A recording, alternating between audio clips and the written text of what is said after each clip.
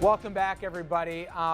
We do a still life photo every day here on the show. And over the weekend, I went to this wedding at West Point, and the next day I ran into a guy, Joe Pisano. Random thing. There was an anniversary of the 101st Airborne. Good-looking guy right next to me, 92 years old, and his buddy 93. Joe literally was on the beaches of Normandy during the D-Day invasion. We went back 15 years ago for the 55th anniversary of it, and I saw him at the fair up at West Point. And American hero, like all the guys over there here, but it was terrific, and it reminded me, unfortunately, of some other anniversaries that fell between yesterday and today. And it is, as they say, a day that would live in infamy. Yesterday was the 73rd anniversary of the attack on Pearl Harbor, which, as I said, is not only a day of infamy, but also led the U.S. into World War II. Yesterday, December 7th, 1941, a date which will live in infamy. The United States of America was suddenly and deliberately attacked by naval and air forces of the Empire of Japan. Give you a little context. More than 16 million Americans served in World War II, and today just over 1.7 million of those veterans still alive. It's according to the U.S. Department of Veteran Affairs. And you know, Gina, when we talk about this, you talk about shared sacrifice, and you talk about defining moments, and we think we have problems. God knows 9/11 was horrific, but you know, what happened on December 7th, that got us into a world war. Remember, we all thought the World War I would end all wars.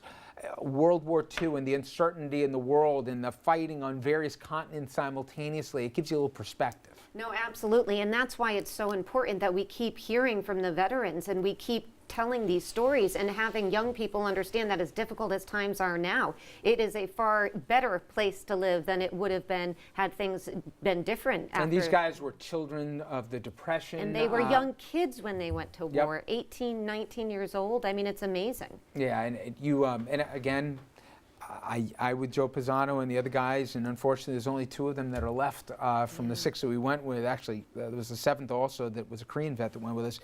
You take a walk on the at the cemetery overlooking Omaha and Utah Beach in Normandy, France. It just takes your breath away.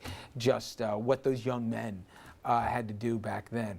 There's another anniversary, and that is another sad one as well. The 34th anniversary, believe it or not, 34 years since we lost John Lennon. The Beatles legend was shot and killed outside of his New York City apartment on December 8th, 1980. And this happened during Monday Night Football. Sports commentator Howard Cosell, he broke the news during a game between the Dolphins and the Patriots. An unspeakable tragedy confirmed to us by ABC News in New York City. John Lennon, outside of his apartment building on the west side of New York City, the most famous perhaps of all of the Beatles, shot twice in the back, rushed to Roosevelt Hospital, dead on arrival. To go back to the game after that news flash. 34 years, you believe that? It's been a long time. I still walk past the Dakota where it happened, you know, the big apartment building, and it's, you know, it's just really hard to think about. And, you know, considering his status, and, you know, you want to wish that he's still here, but we know he's not. And Andrew, when you talk, and again, we have a lot of younger people that work here in this business, everything, there's only one Beatles, but there was also only one Lennon, and the impact that he had, and very few things you see today on all different radio formats. We're going to go out to imagine, but there was so much. I don't want to even begin to try and do in a snapshot the Beatles and his impact, but it was a shocking day. I just remember that day as a kid. It was. He was just starting a comeback. He was I mean, he was British, obviously, but he lived in New York. He was a New Yorker, so we had that connection with him as well. And it was just, you think of all the songs, all the stuff that he could have done that we've missed out on. He's now been gone from us longer than he was in the public eye. I mean, he only lived to 40. So he was, you know, in the public eye 22, 23 years. He's been gone so much longer now. Amazing, 34 years, huh? Yeah, but I think it's a testament to how his talent and the impact that he really had on culture and society that, you know, kids today are still listening to the Beatles and talking about it. And again, with some of the most amazing stuff, and we'll go out to one as well. I want to thank everyone for joining us tonight. We're going to see you back here tomorrow evening, 6 p.m. as always.